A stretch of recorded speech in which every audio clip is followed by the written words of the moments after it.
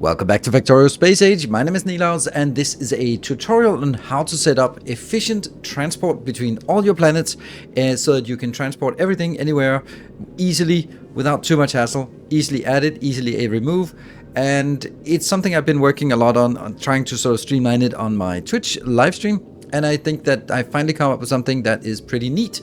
And I'm going to present it to you. So I've done a lot of preparations here on my YouTube series with preparing some ships. They are here. This is my personal ship. We call it Rocinante because, well, it's a frigate. Then we have the 4 exports. They are now using the icons instead. That's much more clean. And they have names. The Canterbury, the Nebuchadnezzar, the Nostromo, and the Hyperion. So see if you can get all those references. We're going to continue to throw some science fiction references in here for these. Now, for this this guide, we will need 1 ship per planet. We will need 2 logistics groups per planet. That's it. That's all there needs to be. And then you can control, I'm gonna say everything. There's of course like some minor things, like I have a specific one for Science Express, and you might have some other things later on. But this is what you need for the inner planets. When it comes to Aquilo, you can include that in the loop, but it's a little bit different because Aquilo is a lot further away, so you could take this ship and use as your hauler as well, this type of ship. But I don't think that's necessarily the best way because the distance there.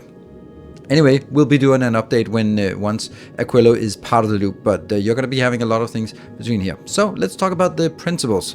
The principles is, when it comes to ships, this is the freighter we have. We've upgraded from the small ones, and now we have upgraded to the freighter. So we had the Planet Express first, and now we have the freighter. This has pretty good storage here. There we go. And it currently is set up. All of our ships are running a milk run or a ice cream truck run. That is unfortunately how the best way to do it in the game is now, because there's no way to send signals from planets up to orbit, and so you can't sort of send it on request. But you can do some things which we're going to be diving into. That means it's going to go from this one, for example, is the Fulgora. So it goes from Fulgora, Nauvis, Vulcanus, Gleba. This always goes in the same direction because it is basically going this way around, clockwise. If you sort of go opposite, then you can accidentally get from Vulcanus to Fulgora, and then that's a long distance. So just try to always do this loop, and that's the loop we always do. The conditions for departing a location is all requests satisfied. This circuit 3 means that this is our launch conditions. That means there's enough fuel, there's enough oxidizer, and there is enough ammo. Once that's the case, you're allowed to leave, and then always wait 30 seconds just to make sure it doesn't sort of get there and leave immediately before it triggers anything. And that's basically what you need to set up here. You can set it up with an interrupt. That is, I'm going to show, let's show the interrupt. I am choosing not to use it. Well, I think we'll use it, but I don't want to remove this one either. Alright, so what you can do is you can actually set an interrupt and just basically have it rotated between the unload planets, and then have an interrupt when one of them, when any product runs out. So we can do that as an interrupt. That means resupply on, that's also here, we'll do Fulgora as the resupply. Resupply Fulgora, there we go. And what is that? Then it says any planet import 0. That is, there's no description, there's no nothing, but what it does is you basically said, if any of the things you request from planet Fulgora is currently 0 in inventory, then you trigger this interrupt. Allow it to interrupt? Yes. Allow other interrupts. I mean, I don't have other interrupts, but that doesn't really. And then where do you go? You just go to Fulgora, then you set the same request that we always have. We set these 3 conditions. And now I want to set all of them, and we also do that one. So once we have this interrupt, then if any of the things we request from Fulgora is not available, then it breaks up the round trip and goes immediately back. Why is this going? Well, if you load up, let's say in this case, some electromagnetic plants, and you drop them all off at Nauvis, and then there's no point in going to Vulcanus because you can't drop off more electromagnetic plants. So it's better to just go back and fill up and then go in. That's kind of until you sort of saturate all of them. And that's the idea. So what will be the imports and exports? Let's look at the Nebuchadnezzar. That's the one we have from Nilaus, and we're going to be adding a section here. We will have 2 sections for each planet, and that's it. That's basically it. One that is exporting, which basically says all the stuff from this planet that goes to all the other planets. Basically saying the stuff that we produce on Nilaus that I want available on other planets. And that's this one. Here, again, I made them logically grouped here. And this includes both intermediates, like this, and it also includes buildings and other things, right? So this is all the things that we have from Nilaus that we want all the other planets to have. We want all the other planets to just make sure they have robots, make sure they have logistics chests, and this one will just go around and top up all the planets with whatever they need. Then if it runs out of something, then we can again add the interrupt. Resupply on Nilaus is done, and then this ship is basically now going around and unloading, picking things up from Nilaus and dropping things off. This needs to be set up for all the other ships so that they're all picking things up, and you can then say, okay, for example, in this case, I'm currently making solar panels and accumulators on Nilaus, but later on it might be better to make it on Fulgora because you can make it in electromagnetic plants and you have so many resources, so maybe I want to make it over there. Then in that case, I just click them off here. Then anything that refers to this will also be removed. And then we need to set it up for all the other ones as well. This is the Volcanus one. Now, one thing that's important to note about this is that I've said all requests satisfied. That means that if it goes there and let's say there are no more, not enough foundries, then it will just get stuck there. That's why we have this warning here that says they've been idle. The reason why they're idle here is because they've been all pulled back to Nilaus for upgrades and refitting, and then they're ready to go out again. And then we move on to the next.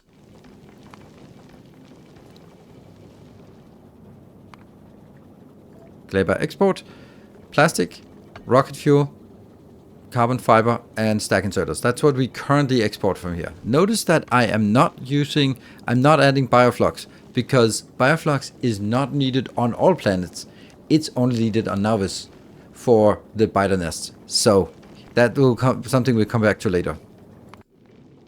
And finally on Fulgora export here. These are all the things that we export from Fulgora. Matches pretty well what we have here.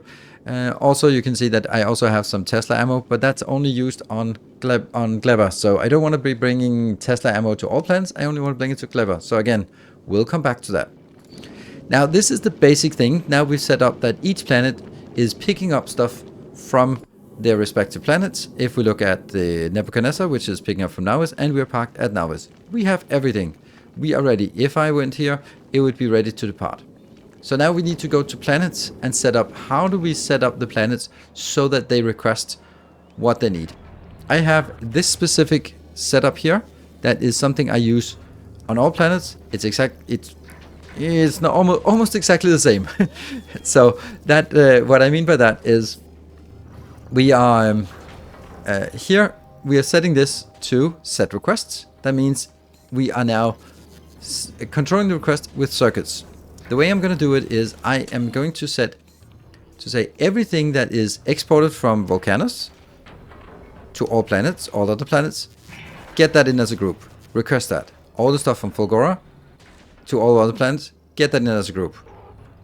Do we want Tesla ammo on all locations? No. Then we remove it. Then we go up here to the Hyperion and see that it has been removed. Yes, because we don't want to be sending that to all planets. We don't need it there. Go back to Nilaus here. And then all the stuff from Kleber, send it out as well. And then we have a new one here. This one is saying import to Nilaus. So this includes anything that is not a generic export that all planets must have, but that only goes here. Basically, I make the distinction that if 2 planets want something, every planet gets it. That's just easier for me. But because otherwise you end up sort of, oh, did I remember to request quality stack inserters on this planet because I thought I only needed it on one planet, but now I need it on second planet. No, just send them to all of it. But there are some things you only want at one place because they really just have only a value one place, such as bioflux. So we're requesting bioflux here.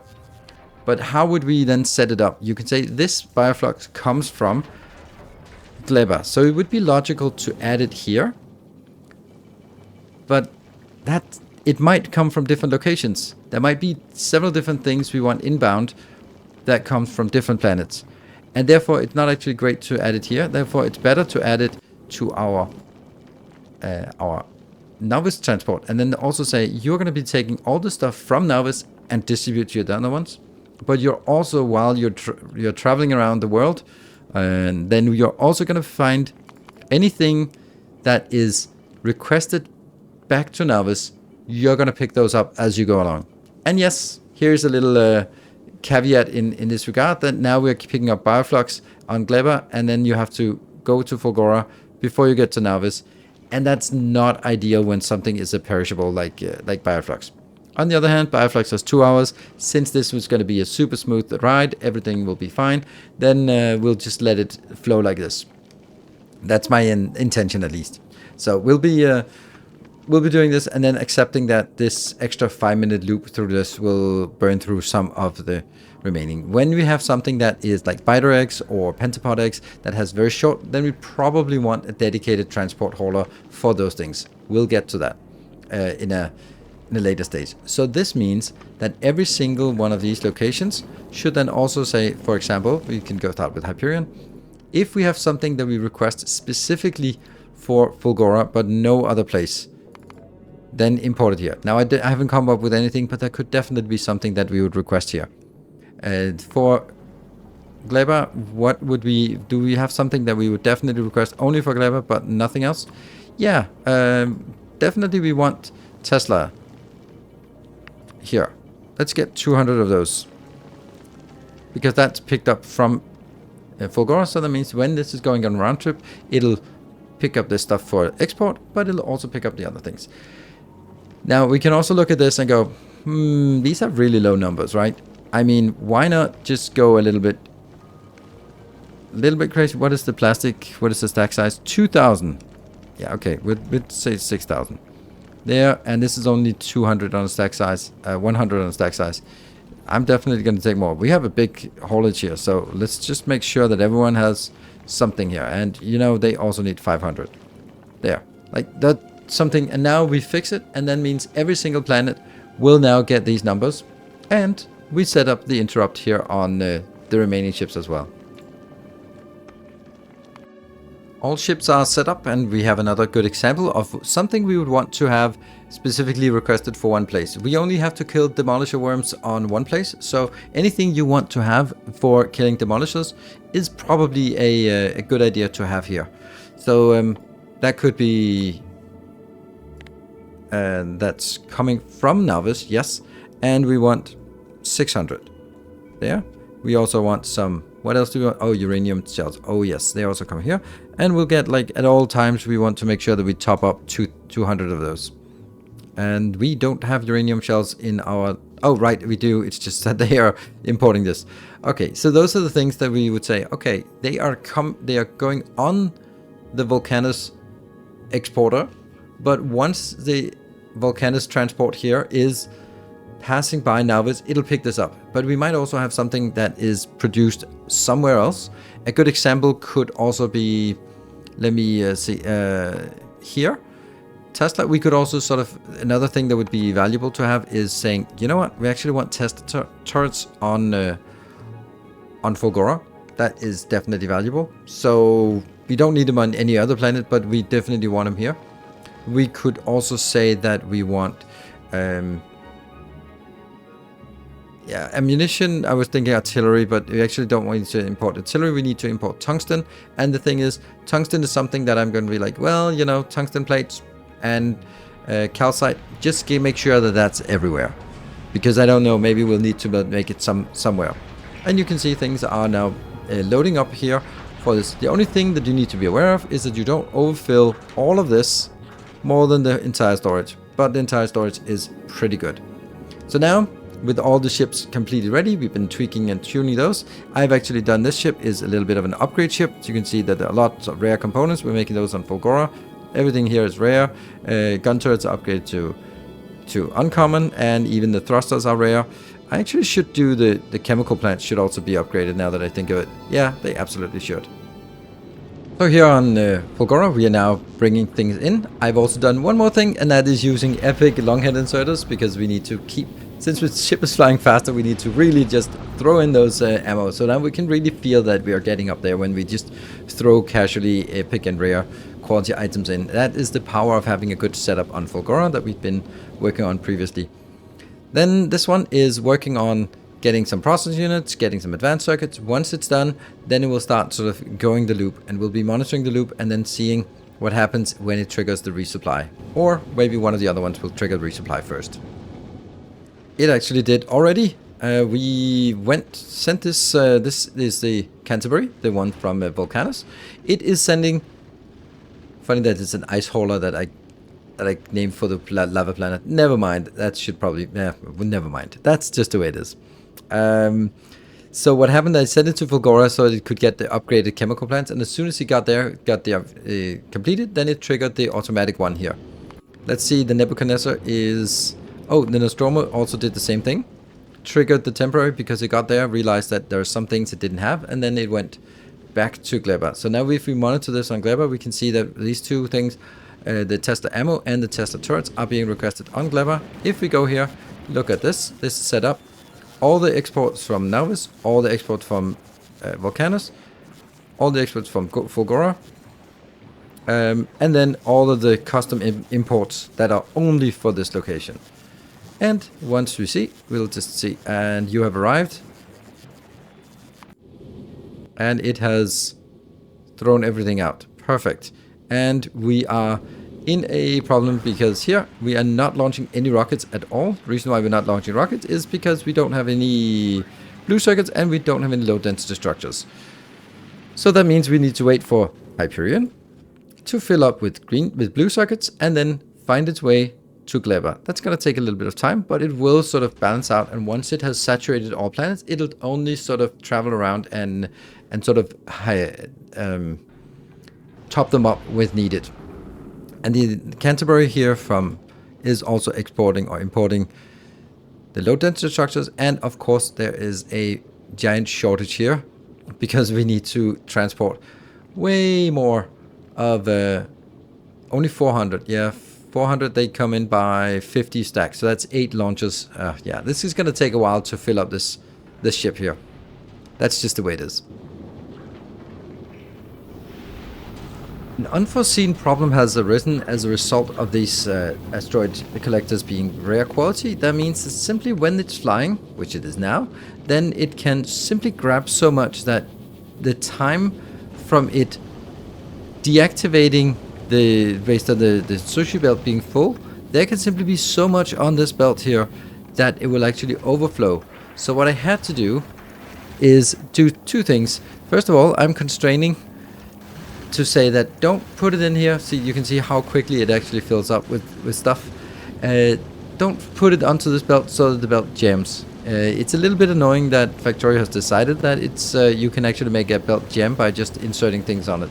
I guess that's a sushi belt thing that we didn't really think. Look at all those chunks. Anyway, but that's not even enough. I also have to make, as I also did on my frigate part here, they make a automatic outputter. So basically scanning what is on the belt, and then basically what I'm saying, like if there's 40, why 40? Because that means this will not jam. If there's 40 more than I request, then throw it out. And that's what this one is saying. It's comparing what I have on the belt versus what I am requesting. And then if it's more, then it will output it. It should probably be 30. Because if I look at the firearms magazines, technically, they could be, yeah, it could be 102, 102, and then it could actually technically jam. Yeah, but okay, it's not very unlikely. But let's be absolutely 100% sure by setting this parameter here to plus 30 more. There. So what that means is now it's this is filtered, this inserter is filtered, and then it'll pick up anything that is more than 30 over the maximum. Nothing is here, it's fine, and we'll just throw it out and ignore it. Good. That's a little weird, but it's definitely necessary for this to be absolutely robust, and we need it to be robust. Another thing that is something that can actually happen very easily is that, and I'll just show you. Let me ruin this. Yeah, okay, let me ruin this one here. So what if we say that it's something import here. Let's take something that I don't want. That we don't have. Definitely not. Let's say we want to request something here. And then I afterwards go in and go, yeah, I want to actually indicate what it is requesting, because I did this myself, and then I found the mistakes. So that's fine, right? And then I'd say, okay, this is on the Fulgora where we are importing it. It has been added, that's fine. But no, you know what? I don't want to add it anymore. It's still here. Why? Because when you change the name, it does not change the name of the other ones. It simply changes the name of, or it basically creates a new one. So you can, if I add something to this group, to the group that's called Fulgora Export, then everything else that is called Fulgora Export will also get the same. But if I change the name of Fulgora Export, it's no longer the same. And all the other ones that were called Fulgora Export will not change it. So if you need to change the name everywhere. And it kind of gets worse than that. Because if I'm now looking at this, then I can see that, oh, this one is requested one place, but it doesn't tell me where it's located. Like, we really need an equivalent of this group thing, train groups, for logistics group. But I'm hoping that's coming in 2.1. This is just really important to just be aware that once you set up the name for this, do not change it. It will break. But if I do this one, now it's the same, and then it will actually go, oh, there is already one that exists with this name, so you're actually not renaming it, you're reassigning this group here, and therefore this one, the artillery wagon disappeared, because then it was like, oh, it's not a renaming, it is a reallocation. So it's a little bit weird. So basically this is why I made some really simple names, where it says the planet outbound and the planet inbound. Those are the ones. So that is basically all you need to do to set up this this setup. I've also updated the blueprint for the designs here, and when we go to each planet, then you can simply do, where was it? This was down here. There we go. All the other planets, whatever they're exporting for everyone, and then whatever you're importing specific for your planet. That's all you need for the setup on the planets. All you need for the setup of the ships is the import and the export for the relevant planet. And then you just need one big good ship for each planet.